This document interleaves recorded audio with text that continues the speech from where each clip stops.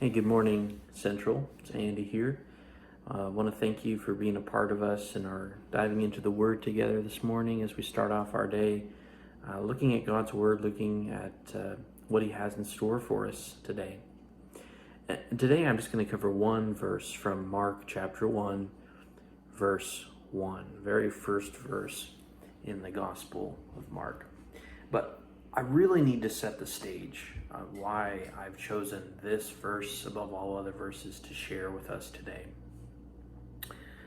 Starting off with what Irenaeus in the 2nd century writes about Gospel of Mark and all of the apostles writing their Gospels. He says that Mark wrote his Gospels from the memories, from the sermons of the Apostle Peter. And so Mark, though he's not an apostle, he's writing this whole gospel sort of from Peter's perspective, but some of Peter's sermons at the request of some Romans.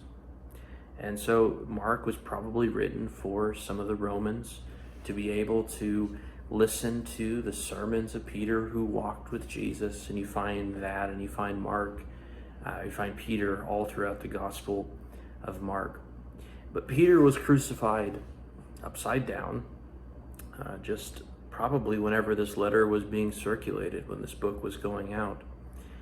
And the people were going through quite a bit.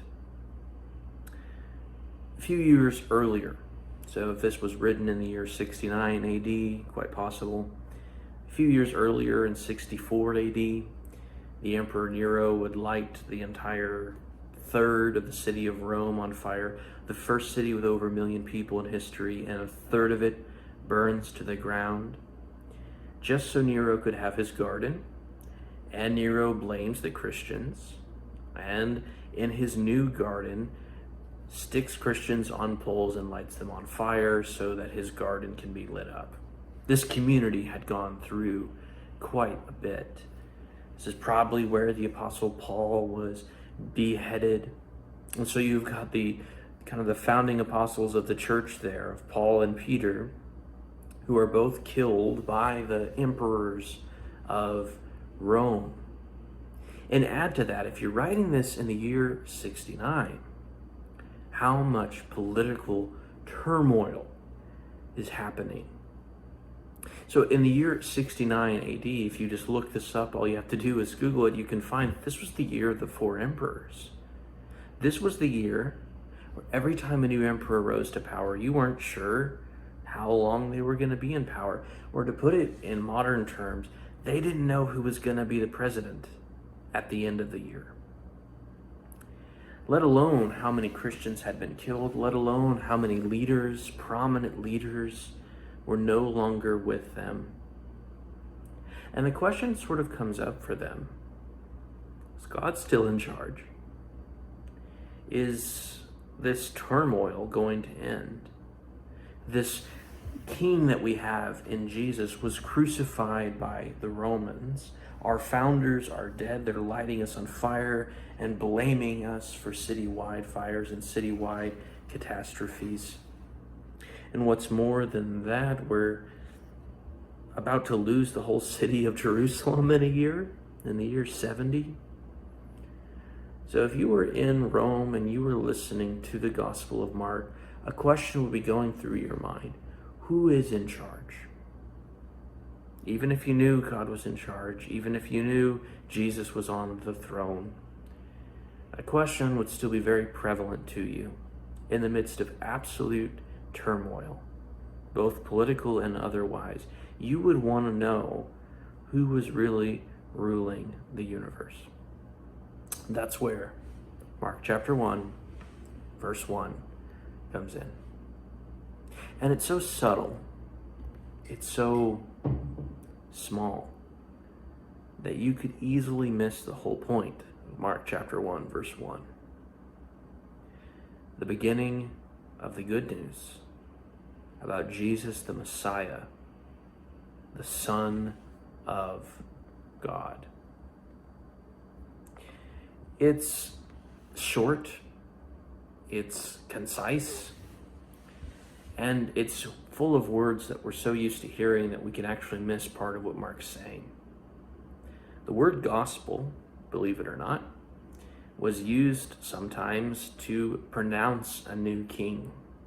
And sort of their triumphal procession through the streets, they would go about saying, the gospel of Emperor so-and-so, the gospel of Emperor so-and-so. Part of what Mark is doing in the year 69, the year of the four emperors, in this broken community of Christians who are being persecuted, even though they're growing and are dying and dying and dying, part of what Mark is doing, part of the gospel, is that Jesus is still on the throne. And no matter what happened to Rome, no matter who the emperor is at the end of the year, no matter who's running this city, the gospel, the euangelion, the proclamation of a new king, the good news, is found in Jesus, the Messiah, the anointed of God. Of course, we know that word anointed goes back even to the beginning of David's kingship, when he was anointed with oil, when he was, in a sense, the Messiah of Israel at that time. All prefiguring and all taking us to the point of Jesus, the Messiah, the anointed king, and not just of one town, not just of one land, but of the world, something Rome itself couldn't accomplish. So how does this affect us today?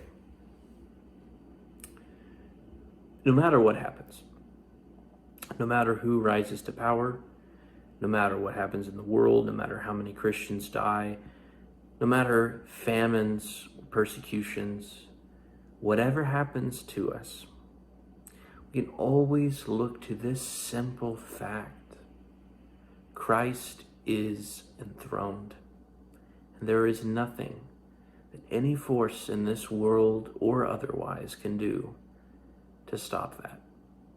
And that is good news.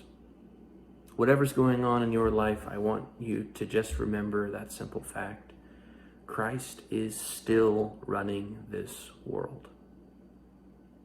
And it's with that, church, that I'll leave that with you. Thank you for tuning in with us, and I pray that God would be with you and that he would protect you. Have a blessed day.